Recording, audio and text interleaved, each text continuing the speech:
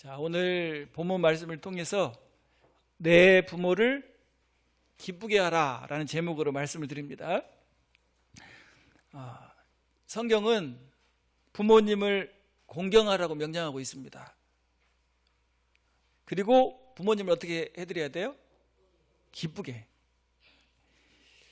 그래서 성경에서 말씀하고 있는 부모 공경의 방법, 부모님을 어떻게 기쁘게 해드릴까 한번 배우고 또 삶에 적용하는 시간이 되시길 바랍니다. 공경이라는 말이 무슨 뜻이죠? 공경. 한자로 보니까 공손할 공, 그 다음에 공경할 경, 그래서 공경이에요. 공손히 받들어 모신다. 한번 해볼까요? 공손히 받들어 모신다. 이 공경인데, 그래서 부모님은 하나님께서 주신 권위죠. 높은 분이에요. 높은 분이 계시면 어떻게 해야죠? 식사 자리에서도, 예전에는 식사 자리에 딱 앉으면 부모님이 수저를 들기 전에 자녀들은 수저를 들면 돼야 안 돼요? 근데 요즘은 그게 다 무너졌어. 그래서 나보다 어른, 높은 분이 수저를 들기 전에는 나는 뭐 하지 않는다? 들지 않는다. 우리 어린이 목장, 청소년 목장 잘 들어야 돼요. 그리고 의자에 앉을 때도 누구부터 모셔야 돼요? 자, 공손히 받들어 모신다. 그러니까 딱 먼저 앉혀드린 다음에 내가 앉아야죠. 근데 딱 먼저 앉아. 부모님은 앉든지 말든지. 음식을 먹을 때도 마찬가지예요. 먼저 좋은 것을 누구 먼저 드려야 돼? 나 먼저? 이건 공경이 아니에요. 부모님 먼저 딱 드린 다음에 그 다음에 먹는 거죠. 자, 그래서 우리 이제 밥상에서부터 공경을 시작해야 할 것 같아요. 부모님이 숟가락을 들기 전에는 어떻게 한다? 자, 손 한번 물어볼까요? 나는 부모님이 숟가락을 들기 전에 나는 숟가락 안 드는 그런 삶을 살고 있습니다. 손 들어보세요.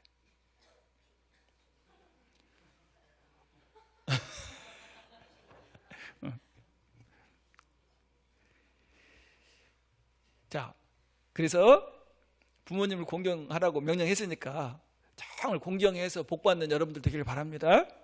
자, 그럼 오늘 본문에 나오는 부모 공경의 방법, 부모님을 기쁘시게 하는 방법이 뭘까요? 첫 번째로, 자, 우리 크게 한번 읽어볼까요? 시작. 아버지의 말씀을 잘 듣고 순종하라. 자, 22절에 보면 이렇게 말씀합니다. 너를 낳은 아비에게 청종하고 내 늙은 어미를 경히 여기지 말지니라. 네.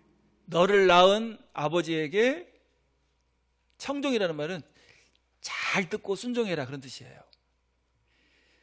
여러분, 아버지를 잘 인정하고 아버지의 말씀을 귀담아 듣고 잘 순종하는 편입니까? 잘 안 듣는 편입니까, 여러분?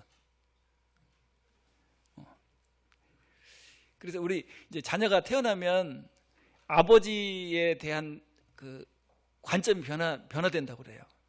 4살 때는 아버지는 못하시는 게 없구나. 아버지는 전능하구나. 이렇게 생각한대요. 우리 아빠는 뭐 하는 게 없어요? 5살이 되면 아버지는 모르는 것이 없구나. 전지하시구나. 이렇게. 대부분 5살 때 정도가요, 제일 그렇게 아빠에 대한 우리 아빠는 비타민 박사님이에요.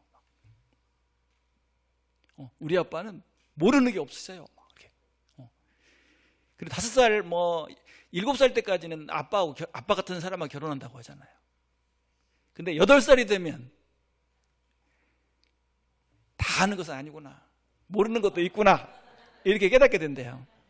그리고 12살이 되면 아버지는 아무것도 모르는구나. 그럴 것이 옛날 사람이니까. 12살 때부터 사춘기가 오잖아요. 자, 그 다음에 14살이 되면 아버지에게 신경 쓸 필요가 없다. 워낙 무식하니까. 이렇게 바뀐대요. 그리고 20살이 되면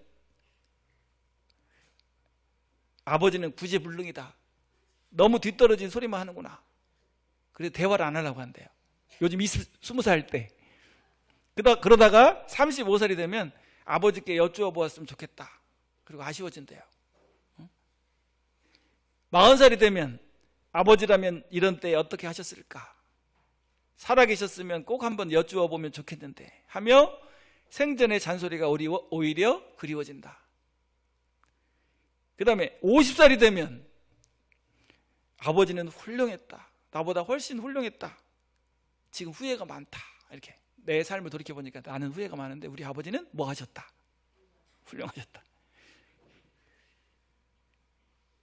자, 젊었을 때 아버지의 그 소중한 지혜의 말씀을 좀 더 귀담아 들어둘 것을 하고 뉘우치게 된다. 몇 살이 되면? 오래 걸리네. 자, 이와 같이 사람은 자라가면서 평생에 걸쳐 부모에 대한 이미지가 발전하고 또 변하게 된다고 합니다. 여러분들은 아버지에 대해서 어떻게 생각하고 있습니까? 나이대마다 지금 다 다를 거예요. 자, 불효자와 효자를 따질 때 불효자는 어떤 사람이 불효자입니까? 아버지의 말씀을 안 들어버려. 그리고 누구 고집대로 해요. 내 고집대로 하는 사람이 불효자고 아버지의 말씀을 다 귀담아 듣고 순종하는 사람이 효자예요. 청종이라고 해요. 청종. 자, 우리 잠언 23장에 보면은 이렇게 말씀했어요. 거긴데 아까. 예. 너를 낳아준 아버지에게 순종하고 늙은 어미를 업신여기지 말아라. 예. 세 번역으로 보면 너를 낳아준 아버지에게 뭐하고? 순종하려면 어떻게 해야 됩니까? 잘 들어야죠. 근데 요즘 젊은 사람들은 듣질 않아 버려요. 그냥 아예. 그러니까 순종할 수 있어요? 없어요? 없어요. 그래서 아버지의 말씀을 잘 듣는 것 자체가 효도예요. 효도. 자, 하나님이 제정하시는 최초의 기구하는 가정이고 최초의 권위는 아버지입니다. 아버지. 부모님의 말씀을 잘 안 듣고 순종하지 않는 것은요, 말세의 징조예요. 자, 디모데후서 3장 1절부터 2절에 보면 이렇게 말씀합니다. 너는 이것을 알라. 말세에 고통하는 때가 이르러 사람들이 자기를 사랑하며 돈을 사랑하며 자랑하며 교만하며 비방하며 부모를 거역하며 감사하지 아니하며 거룩하지 아니하며. 예. 말세의 징조 중에 하나가 뭐예요? 부모를 거역해. 말 안 들어. 그리고 뭐 하지 않아요? 감사하지 않아요. 여러분, 낳아주고 길러주고 그 다음에 먹여주고 입혀주고 학교 보내주고 학원 보내주고 그냥 이 일을 누가 하겠어요? 누가? 부모님이 아니면 할 수 있는 사람이 없어요. 그 일을 다 하셨잖아. 왜 했죠? 사랑하니까. 그러면 감사해야 될까요? 감사하지 말아야 될까요? 어떤 그 불효자는 이러더라고. 부모니까 해야지. 그런 사람 어떻게 하고 싶어요? 그러면 안 돼. 부모님의 그 은혜를 감사할 때 하나님의 복이 임하는 줄로 믿습니다. 자, 그래서 우리 열린교회 성도들은 어린이 목장 어린이로부터 어른들까지 다 부모님이 말씀하실 때는 어떻게 들어요? 귀를 기울이고 잘 듣는. 원래 그 순종이라는 단어가 귀를 기울이고 아래에서 듣다 그런 의미예요. 부모님 말씀하시면 무조건 들어야 돼. 잔소리 그만하세요. 뭘 하신다고 막 이러면 이제 불효자. 자, 우리 에베소 6장 1절부터 3절에 보면 이렇게 말씀합니다. 자녀들아, 주 안에서 너희 부모에게 순종하라. 이것이 옳으니라. 내 아버지와 어머니를 공경하라. 이것은 약속이 있는 첫 계명이니 이로써 내가 잘 되고 땅에서 장수하리라. 예. 주 안에서 너희 부모에게 순종하라. 다시 말하면 하나님의 말씀과 또 신앙의 반대가 되지 않는다면 다 순종해야 돼. 그래서 순종은 쉽게 얘기하면 뭐 잘 듣는 거, 말 잘 듣는 거. 그리고 중요한 일이 있으면 내 뜻대로 하지 말고 부모님의 의견을 물어야 돼요. 좋은 뜻이 있어도 부모님께 먼저 딱 의견을 물어서 부모님을 잘 설득을 해서 이렇게 하는 게 좋죠. 결혼할 때 어떻게 하면 좋아요? 무조건 내 마음대로 하는 게 좋아요? 잘 상의해서 부모님 뜻에 따라서 따르는 게 좋아요? 이삭. 그러니까 가장 행복한 결혼 생활을 하고 가장 크게 복받았던 사람이 이삭인데요. 이삭은 어떻게 결혼했죠? 내 뜻대로가 아니고 아버지의 뜻대로 합니다. 아버지가 딱 그 가나안 족속 이방인들하고 결혼하지 말고 이스라엘 백성들 우리 가족 중에서 선택을 해라. 그래 누굴 보냅니까? 엘리에셀 종을 딱 보내가지고 종이 딱 데려오니까 그냥 맞이하죠. 그게 누구예요? 리브가. 엄청나게 예쁘고 믿음 좋고 너무나 좋은 사람을 딱 하나님이 예배해가지고 딱 맡겨주죠. 그러니까 이삭은요 결혼 생활이 너무너무 행복했어요. 근데 그래서 결혼은 꼭 계속해서 하는 말이 결혼은 꼭 어떤 사람을 골라라. 같은 믿음을 가진 사람을 골라라. 근데 야곱은 그래도 이제 야곱은 순종했죠. 자기 마음대로 해가지고 고생을 많이 했지만 믿음이 있는 자기 종족 중에서 삼촌 라반 댁에서 아내를 취하잖아요. 근데 에서는 어떻게 했어요? 에서는 부모님 말씀을 안 들어버려. 그래서 헷 족속 중에 이방인 중에 선택을 해서 결혼을 했어요. 그러니까 창세기 26장에 보면 뭐라고 얘기하냐면 부모님에게 큰 근심이 되었더라. 여러분 결혼할 때 근심이 되면 안 돼요. 뭐가 돼야 돼? 기쁨이 돼야 돼. 막 생각만 해도 막 기뻐야 돼. 부모님이 야 우리 자녀가 결혼하는데 너무 행복하다 막 이렇게. 그래서 중요한 일 결정할 때는 꼭 부모님과 상의해서 부모님을 기쁘시게 해드리는 그런 자녀들 되시길 바랍니다. 아버지에게 불순종하는 것은 하나님께서 주신 권위를 인정치 않는 게 됩니다. 말을 하면 안 들어버려. 응? 무시해버려. 그러면 누구를 무시하는 게 돼요? 하나님을 무시하는 게 되는. 그래서 성도는 아버지에게 순종하는 자녀가 되어야 될 줄로 믿습니다. 자, 무슨 말씀을 하시든지 아버지가 무슨 말씀을 하시든지 뭘로 대답해야 돼요? 이렇게 예로 대답해야 돼요. 목사님하고 성경 공부를 꼭 잘해라. 그러면 예. 그러니까 우리 예진이가 성경 공부를 딱 하니까 아빠가 막 행복해 죽으려고 그래. 우리 딸이 성경 공부한다고 막 코가 벌렁벌렁하면 좋아요.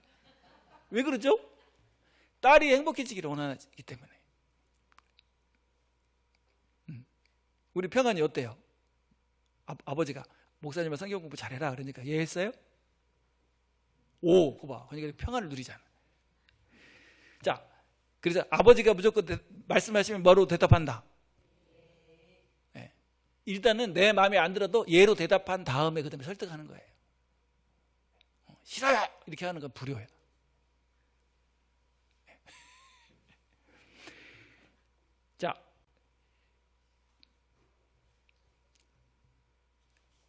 자, 첫 번째 말씀이 뭐였죠?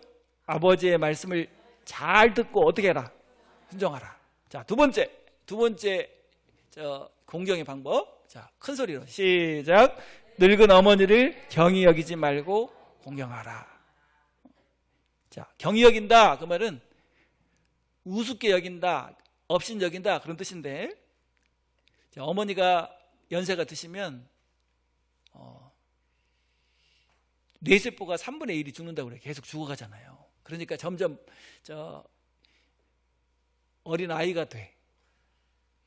그러니까 늙은 어머니를 어떻게 합니까? 무시해. 업신여겨. 그러면 이제 이거는 불효예요. 불효. 자, 가족 간의 정이 한국이요 세계 최고예요. 특별히 어머니의 사랑은요 하나님의 사랑의 모형입니다. 자녀에게 쏟는 사랑과 정성은 말로 할 수가 없어요. 그래서 우리 젊었을 때 군대 가가지고 딱 훈련 받다가 어머니를 외치라고 하잖아요. 어머니 3번만 딱 외치면 다 운다고 그러잖아요. 요즘 모르겠어. 자, 옛날에도 그랬나 봐요. 옛날에도 늙은 어머니를 뭐 하는 경향이 있어서 무시하는 경향이 있었기 때문에 이 잠언에 써놨잖아요. 늙은 어머니를 업신여기고 무시하는 것은 불효의 죄악인 줄로 믿습니다. 그래서 늙으실수록 어떻게 해야 돼요? 받들어 섬겨야 돼.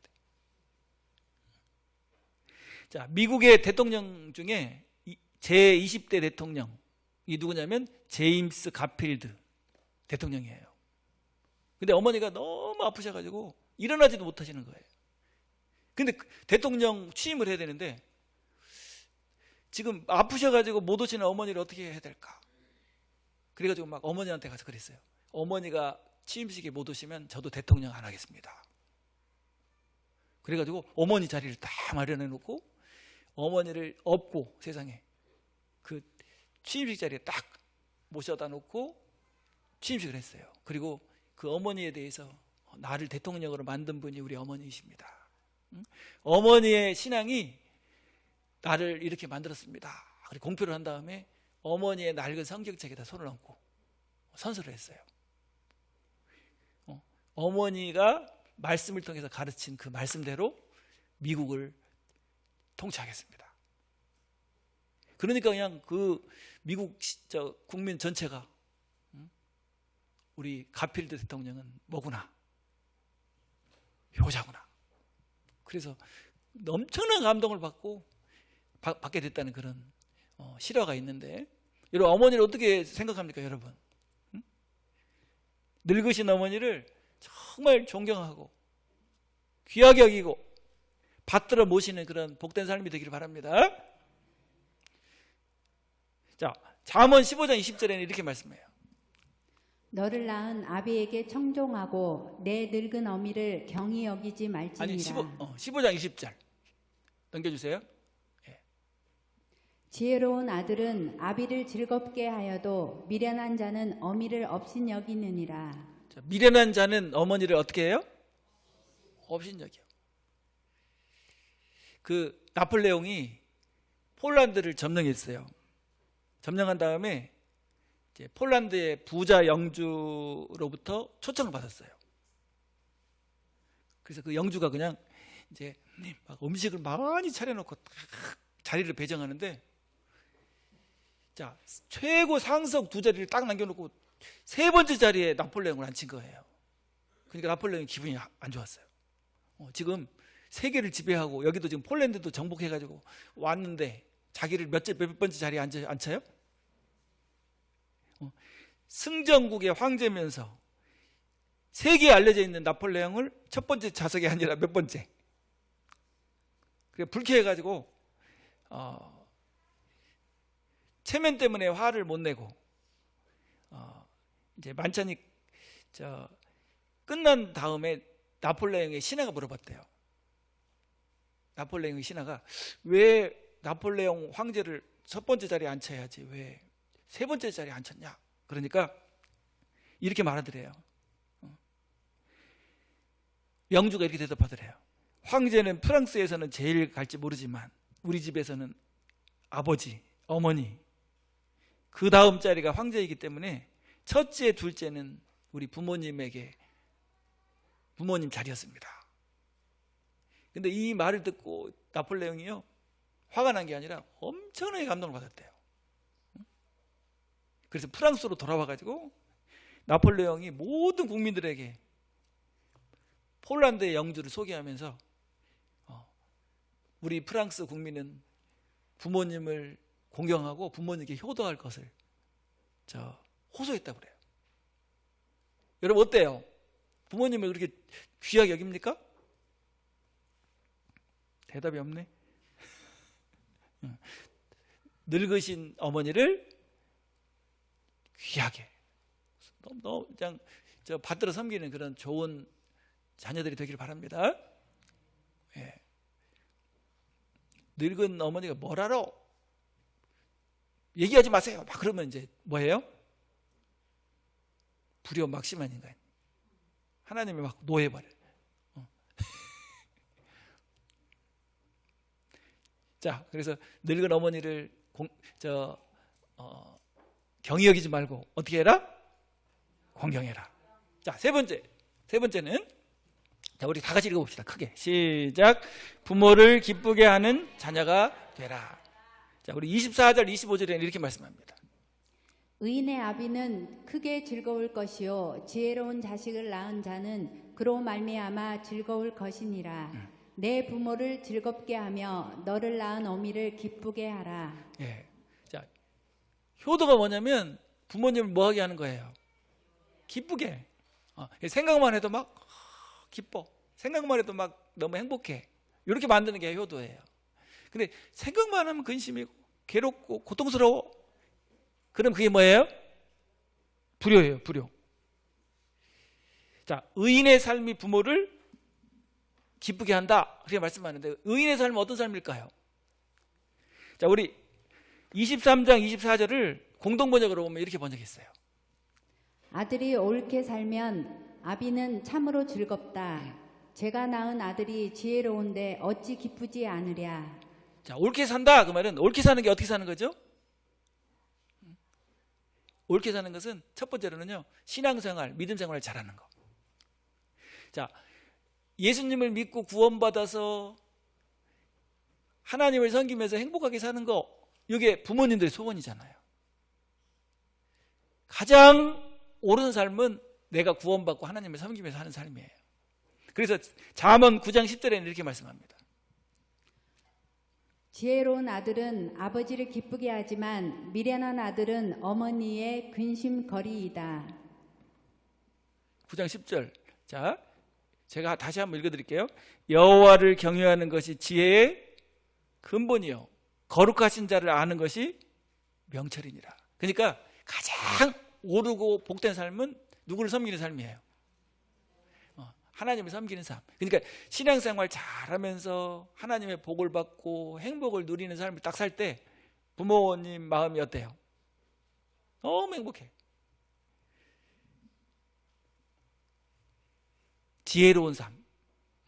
그리고 정말 하나님의 은혜를 누리고 하나님의 복을 받는 삶을 살 때 부모가 너무 행복하죠.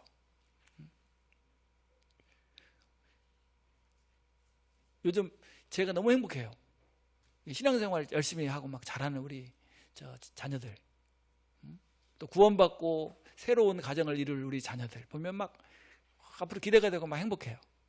그래서 우리 신앙생활 잘하고 하나님 뜻대로 사는 모습을 보여주는 그런 자녀들 되기를 바랍니다. 예. 자, 우리 10장 1절에 보면 15장 20절을 읽어보세요. 예. 지혜로운 아들은 아버지를 기쁘게 하지만 미련한 아들은 어머니를 업신여긴다. 예. 그리고 또 기쁘게 하는 방법이 뭐죠? 부모님의 은혜와 사랑을 알아주는 거, 감사하는 거, 그리고 필요를 채워주는 거. 이게 말하자면 기쁘시게 하는 일이에요. 제가 예전에도 한번 말씀드렸는데, 자, 그 늙은 어머니에게 두 형제가 있었어요.